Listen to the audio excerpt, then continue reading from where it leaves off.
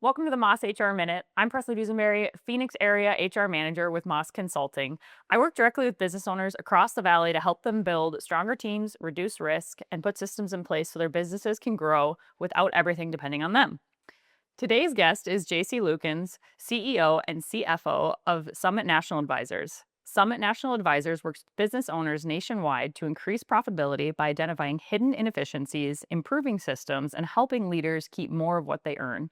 One of the areas they're especially known for is helping businesses rethink everyday costs like payment processing that quietly eat away at margins if no one's paying attention. I'm also joined by Nicole Moss, co founder and director of HR at Moss Consulting, who will be jumping in throughout the conversation. JC, thanks for joining us today. Here's how the Moss HR Minute works. We're going to ask you 5 hard hitting questions that business owners are dealing with right now. For each question, you're going to have 1 Moss Minute, just 60 seconds, to answer that question.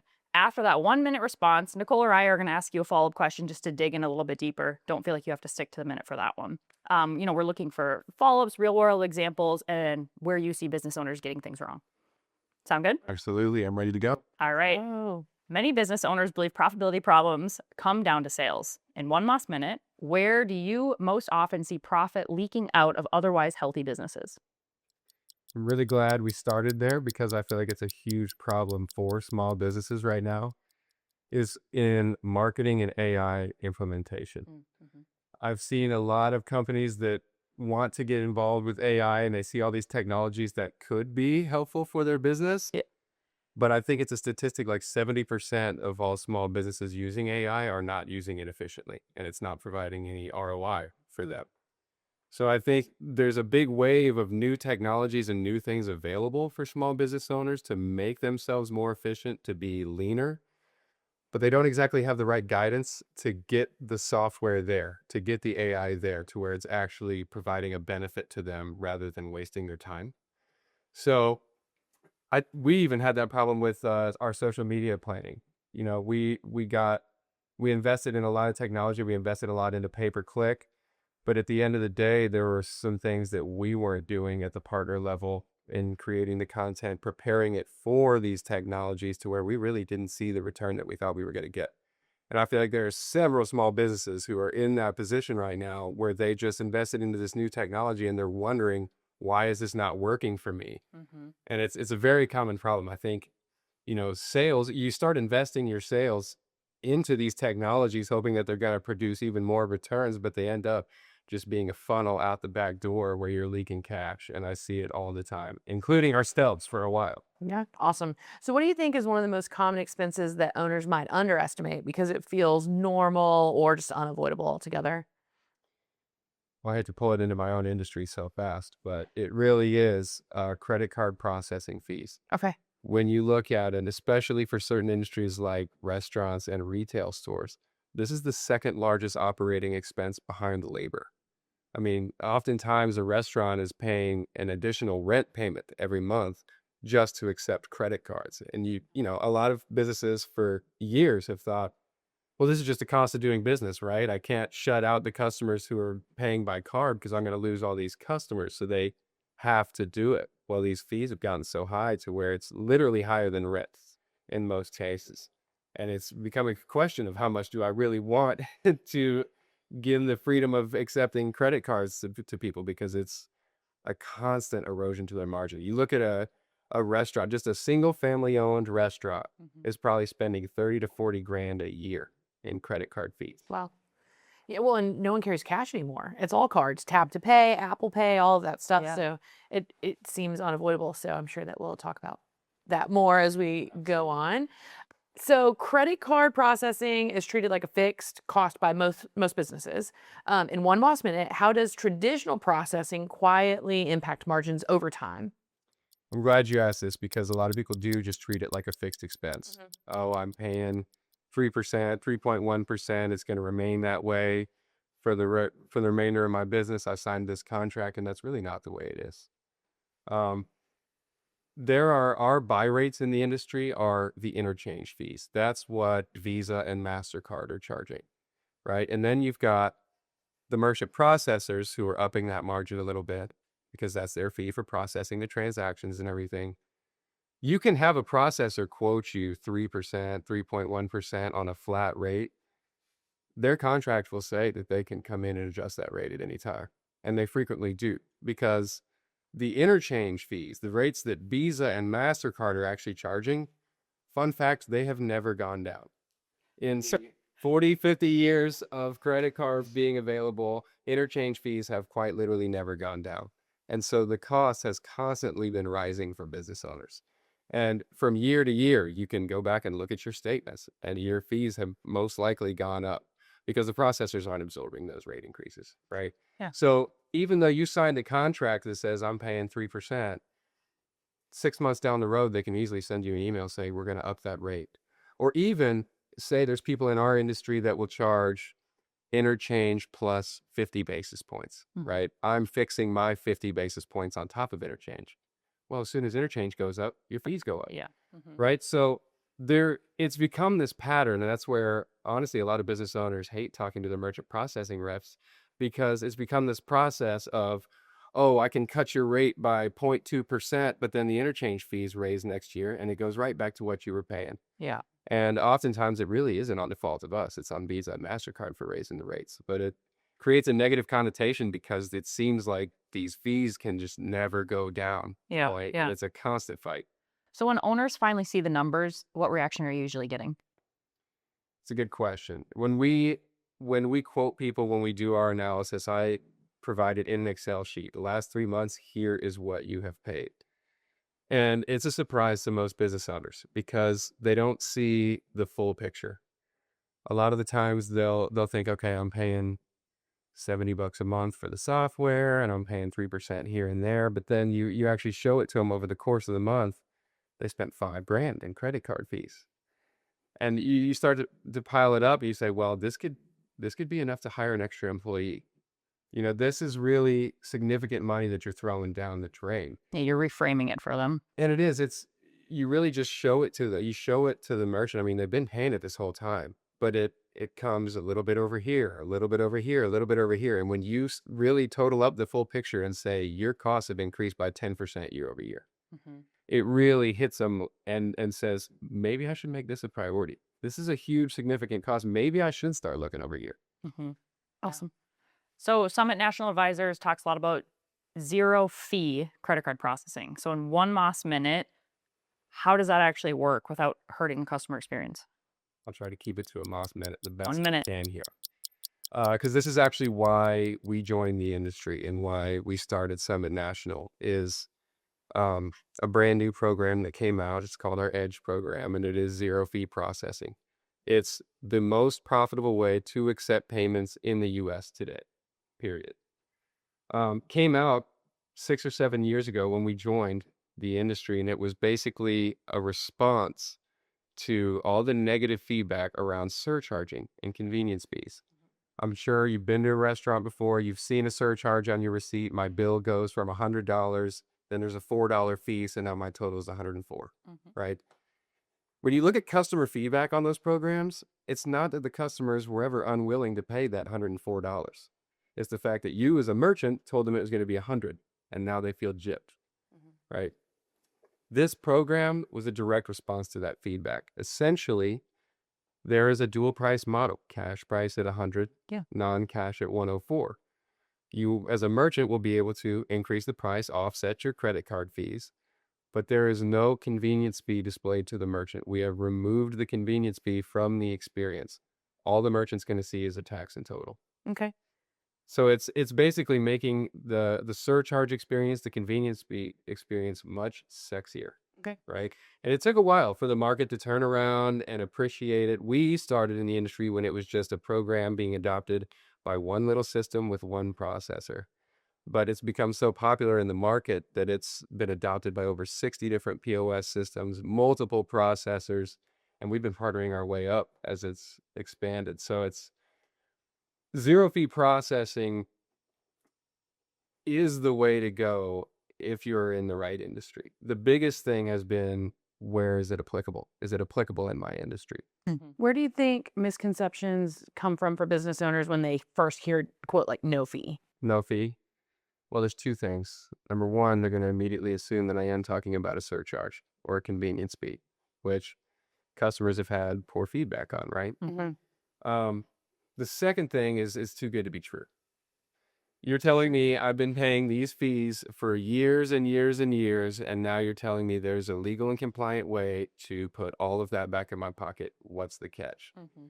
And so, by the way, there is no catch. It is quite literally the most profitable way to do this. It's the only way that will get you all the way to zero. Even surcharging can't do that. Fun fact. But we found that it's actually we don't lead with that in our sales pitch because people are going to think there's a catch and that it's too good to be true and I'm just spouting numbers. And so we really wait until I get their statements, until I can see what they're paying and compare it to the zero fee processing. That's really when the light bulb goes off and they start to really look into that program.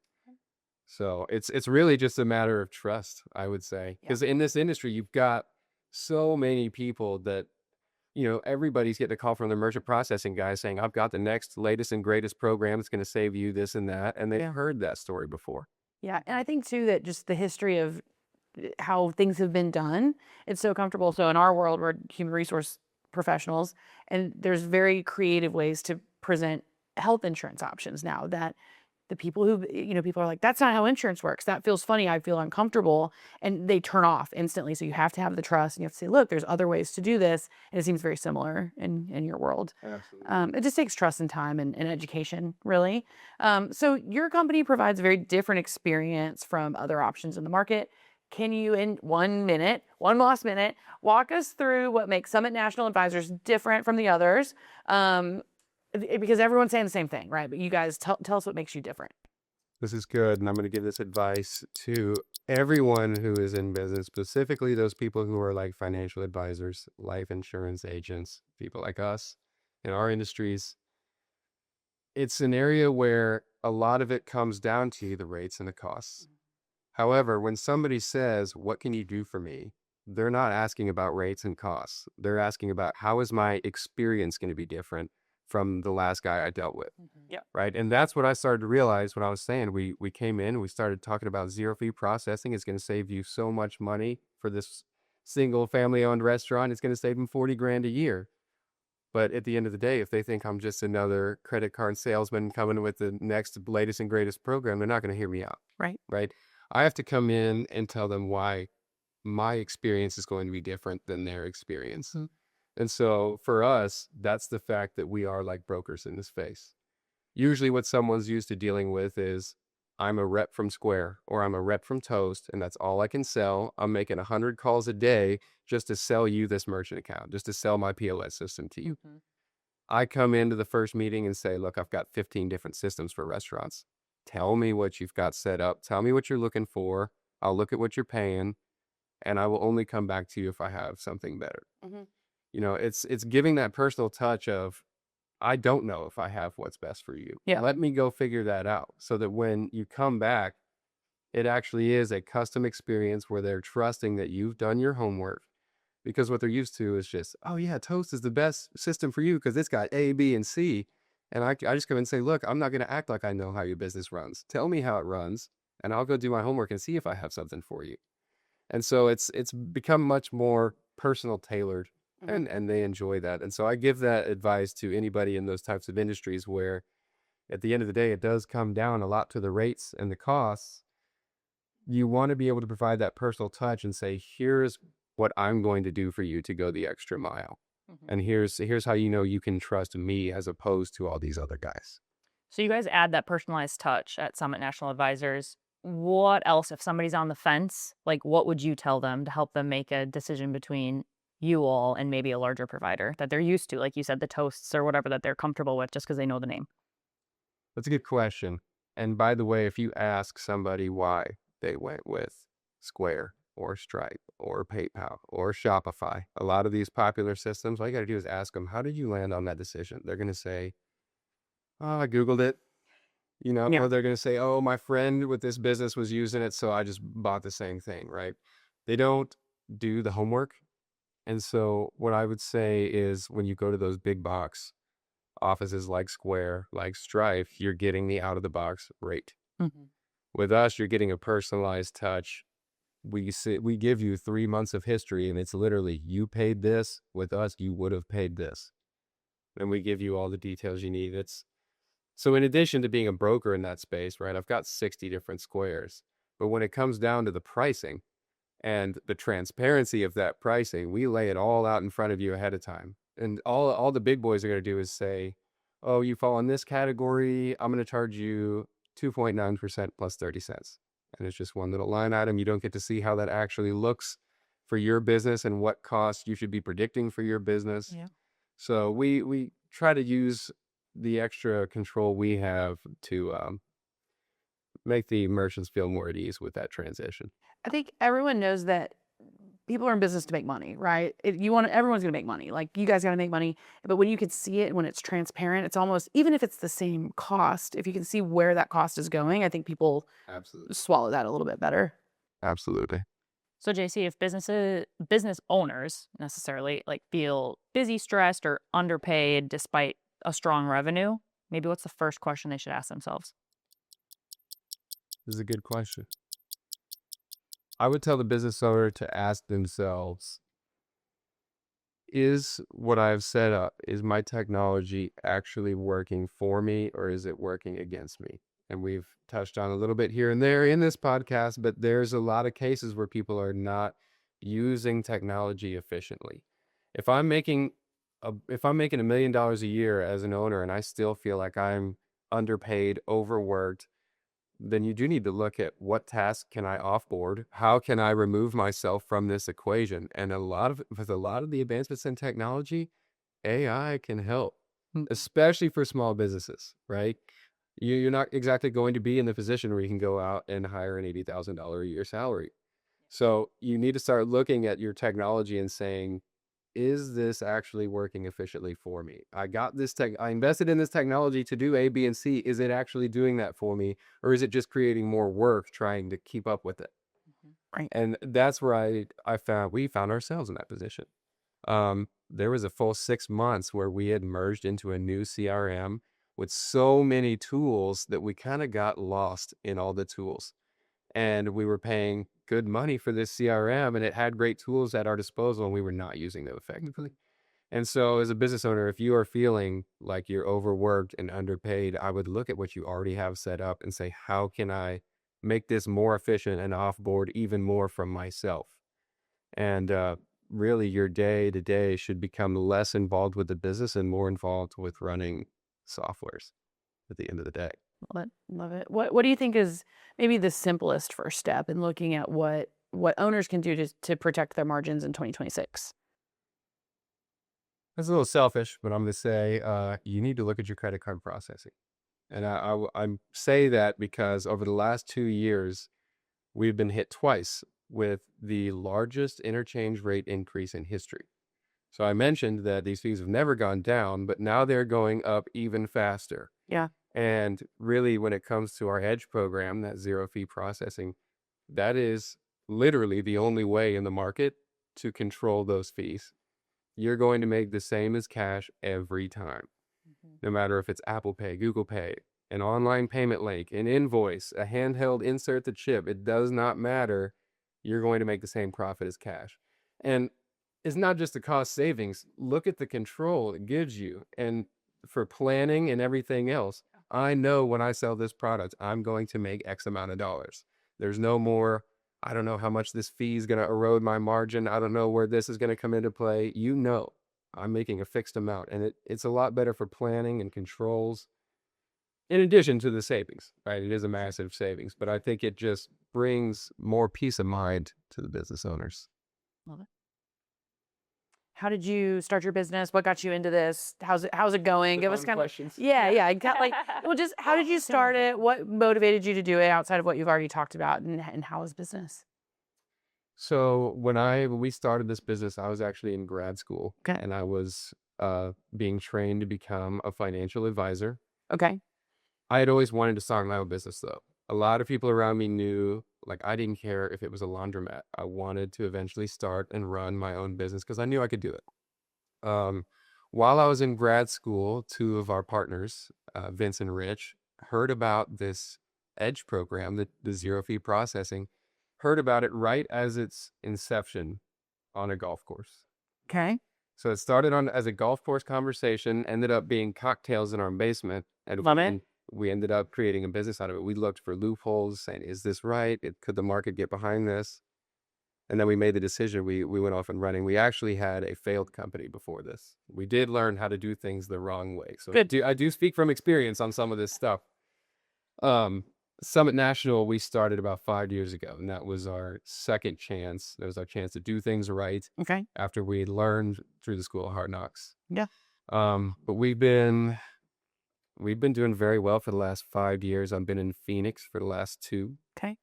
So we've expanded. We've got a couple agents in Vegas underneath us, a couple in California, a couple in Kentucky, but we're providing solutions all over the country. Love it. Congratulations. Yeah, that's That's awesome. Congrats. That's key. I appreciate it. Well, JC, thank you so much for joining us today. It's been a great conversation and being able to learn more from you. These profitability conversations are often avoided because they feel, complicated and or uncomfortable. But as you've shown, these small changes in systems and recurring costs can make a massive difference over time to these business owners. So if you want to learn more about JC Lukens and the work that Summit National Advisors does to help business owners improve margins and take control of everyday expenses, you can find them at summitnationaladvisors.com. Is that right? Okay. Yes, it is. Okay. And if you're a business owner who needs help strengthening HR systems, reducing people-related risk, and making your business less owner-dependent, visit mossconsulting.com and book time with our team, and we'll see you on the next Moss HR Minute. It's fast, it's fun, it's the